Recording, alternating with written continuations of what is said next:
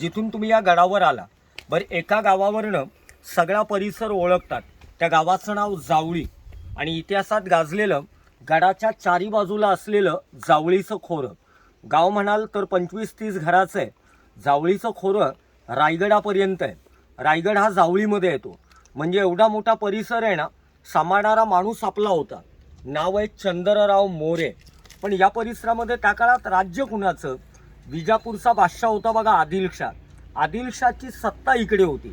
गोष्ट आहे ना विचार करण्यासारखी आहे. कारण या डोंगरापासून विजापूर म्हणजे कर्नाटक बॉर्डर 350 किलोमीटर लांब. विजापूर एवढ्या लांब आहे आणि आदिलशाहची सत्ता इकडे.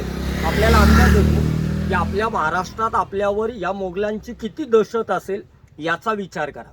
महाराजांनी काय केलं? आता सर म्हटलेच, 18 पगड जात एकत्र केली आणि स्वराज्य निर्माण केलं.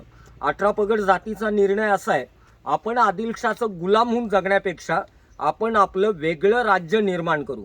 आता तो काळ असा आहे, वेगळं राज्य ज्याला निर्माण करायचंय, गाडी बंगला प्रॉपर्टी याची गरज नव्हती.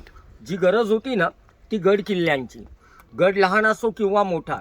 या जावळीमध्ये पाचगणीचं पठार आहे, महाबळेश्वर आहे. महाराजांनी तिकडे गड का बांधला नाही? या डोंगरावर गड का बांधला?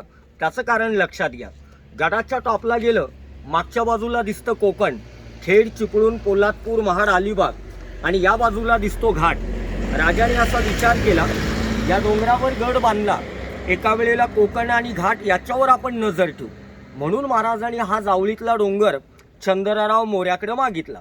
बरं, मोरे आपलाय. राजाने त्याला समजवलं, मला डोंगर दे, या डोंगरावर मी गड बांधतो आणि गडाचा तुला राजा बनवतो. त्याचा अर्थ असा झाला, आपण दोघं हिंदू आहे, एकत्र आलो तर आपली ताकद वाढेल, हिंदूंचं स्वराज्य घडेल. पण हा मोरे आहे ना, जरी हिंदू असला तरी मांडलिक होता आदिलशाहचा, स्वतःला राजा समजत होता. महाराजांनी खूप समजवलं पण मोऱ्याने डोंगर द्यायला इन्कार केला.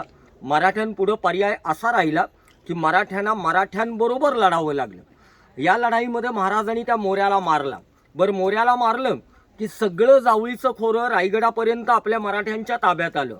अहो, जावळी जिंकली ना, ह्याला एक म्हण होती, ज्या व्यक्तीनं जावळी जिंकली त्याने विजापूर जिंकलं आणि ज्याने विजापूर जिंकलं त्याने दिल्ली जिंकली. म्हणजे या जावळीला विजापूरचा बाले किल्ला म्हणायचे. एवढा मोठा परिसर जावळीचा आहे की आपलं स्वराज्य निम्म्यानं वाढलं. बरं, महाराजांनी जावळी जिंकली. आदिलशाहला कळालं, तो घाबरला नाही. जावळी जिंकून या जावळीमध्ये आपल्या पूर्वजांनी गड बांधला. आपल्याला असं कोणी विचारलं, या गडाचं वैशिष्ट्य काय? महाराजांचे गड किल्ले 1-2 नाही, 365. मग प्रतापगडाचं वैशिष्ट्य काय? मराठ्यांनी बांधलेला एकमेव डोंगरी किल्ला तो प्रतापगड, हे याचं वैशिष्ट्य आहे. तटबंदी पहा गडाची. ही तटबंदी आहे ना 5 किलोमीटर आहे. गडाचा आतला परिसर आहे 52 एकरमध्ये. आपल्या काळामध्ये GCP फॉकलँड मशिनरी आहे, त्या काळामध्ये हे काहीच नव्हतं. हिरोजी इंदुलकरांनी गड बांधायला सुरुवात केली 1656ला आणि गड बांधून पूर्ण झालाय 1658. किती? अवघ्या 2 वर्षात. मग आज आपल्या काळात ह्या सगळ्या मशिनरी असताना ग्राउंड लेवलला राहतं घर 2 वर्षात होत नाही आणि आपल्या पूर्वजांनी गड बांधला. मग हा इतिहास आहे.